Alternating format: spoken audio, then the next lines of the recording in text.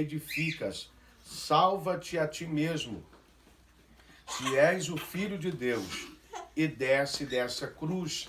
De igual modo, os principais sacerdotes com os escribas e anciãos, escarnecendo, diziam: salvou tantas pessoas, e agora nessa cruz não pode salvar a si mesmo. É rei de Israel, desça dessa cruz, e aí nós creremos que o Senhor é o Cristo. Confiou em Deus, pois Deus não pode livrá-lo desta cruz. Né? O texto é muito categórico, né? Jesus nasce, né, da Virgem Maria, que Deus deu a ela a graça de conceber Jesus. A Bíblia diz que os pastores, né, saem das suas regiões e eles vêm presentear Jesus pelo nascimento, porque a Bíblia já relatava em Isaías capítulo 9 que Jesus viria ao mundo para salvar o homem dos seus pecados, para redimir o homem das suas mazelas. Anos de idade, Jesus começa o seu ministério. Né? Aos 33 anos de idade, Jesus desce as águas do batismo, ele começa a realização do seu ministério. A Bíblia diz que o ministério de Jesus dura cerca de 3 anos e meio. Jesus começa aos 30 anos e aos 33 anos e meio ele é crucificado na cruz do Calvário. Mas nesses 3 anos e meio Jesus cura, Jesus liberta, Jesus transforma, Jesus ressuscita mortos. A Bíblia diz em Lucas capítulo 7 que ele ressuscitou o filho da viúva de Naim. A Bíblia diz também no capítulo de número 7, no discorrer até o capítulo 8, ele ressuscita a filha de Jairo, que era um dos principais sacerdotes da sinagoga. Né? A Bíblia também diz em João capítulo 11 que ele ressuscita o seu amigo por nome de Lázaro. Só que a Bíblia agora vai dizer que Jesus, né, vai ser crucificado. Né? A Bíblia diz que ao lado de Jesus é colocado 2 ladrões. E os escarnecedores, os zombadores, estão dizendo para Jesus: o Senhor curou tantas pessoas, o Senhor salvou tantas pessoas, por que o Senhor não desce daí e salva o Senhor mesmo? A Bíblia diz que um dos ladrões vai se arrepender de tudo que ele fez em vida, de todos os roubos que ele havia praticado lá na cruz. Nos momentos finais da vida dele, ele vai se arrepender. Portanto, que ele vai dizer a Jesus: lembra-te de mim quando entrares no seu paraíso. A Bíblia diz que Jesus vai alcançar aquele ladrão praticamente nas suas horas finais, né? E a Bíblia diz que Jesus é pregado naquela cruz, né? Se é judaica, Jesus tomou uma quarentena menos uma. Ele tomou 39 chibatadas, 39 chicotadas, e na ponta daqueles chicotes havia chumbo e havia ossos de carneiros que eram entrelaçados, e quando o chicote batia nos ombros ou no corpo de Jesus, a Bíblia diz que pedaços da pele, pedaços da carne de Jesus eram tirados, eram dilacerados. E não obstante a isso, vão colocar sobre a cabeça de Jesus uma coroa de espinhos, escarnecendo, dizendo: ele não é o rei dos reis, ele não é o rei dos judeus, então vamos colocar sobre a cabeça dele uma coroa de espinho.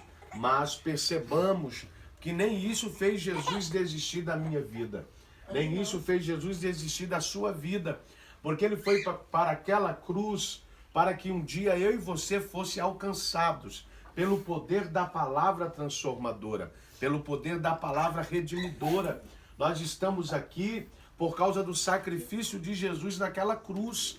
Nós estamos aqui porque Jesus nos alcançou por meio do sacrifício dele naquela cruz. E talvez diante das adversidades, das lutas, dos embates que nós temos na vida, nós pensamos em desistir por tão pouco.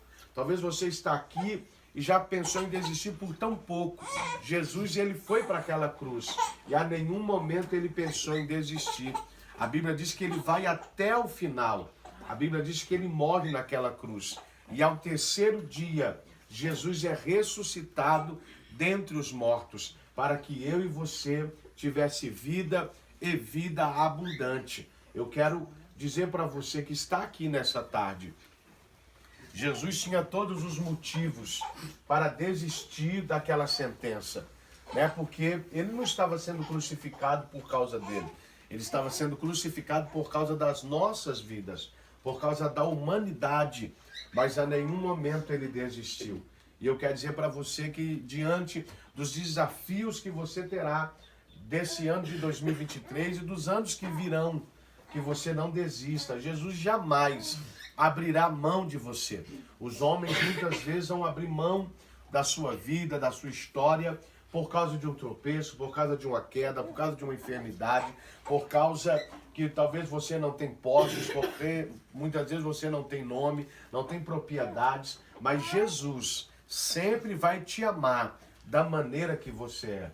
Jesus sempre vai se preocupar com você, independente do que você tem a oferecer a Ele, né? Que você de verdade possa entregar a sua vida a Jesus, porque a nenhum momento Ele desistiu da sua vida, a nenhum momento Ele desistiu da sua casa, a nenhum momento Jesus desistiu dos seus sonhos, a nenhum momento Jesus desistiu dos teus projetos e dos teus ideais. Que nesta tarde, neste culto de ações de graça, aqui no lar da irmã Johanna, você possa entender que aquilo que Deus tem na sua vida, é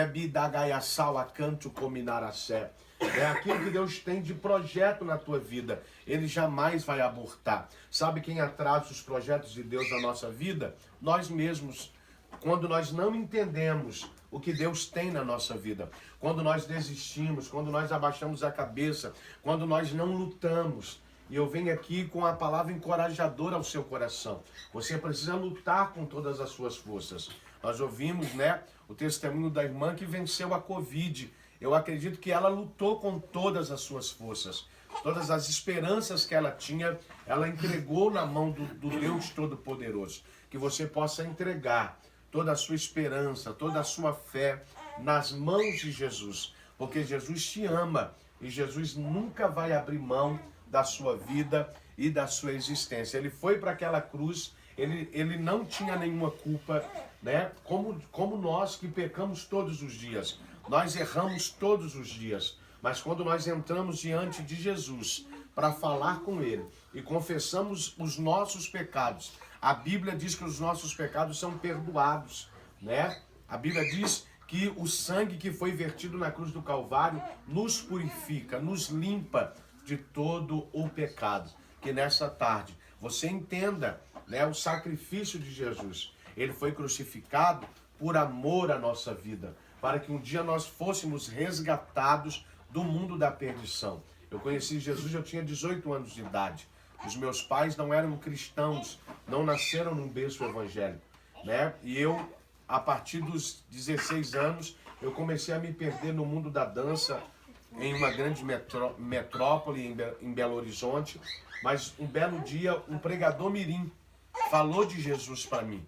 Um pregador que era apenas um jovem, eu já era ainda um jovem de 12, 13 anos, e começou a pregar para mim com 16, 17 anos de idade.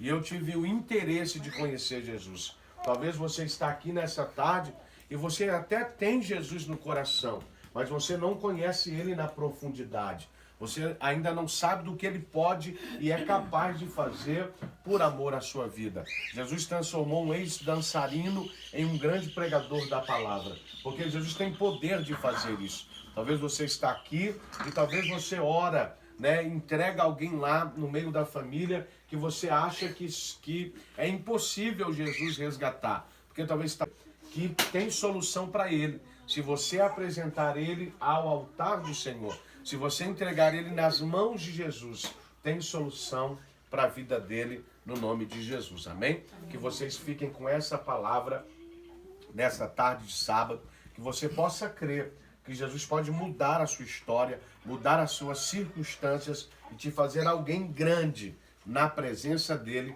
para a glória dele. Amém? Eu quero convidar você a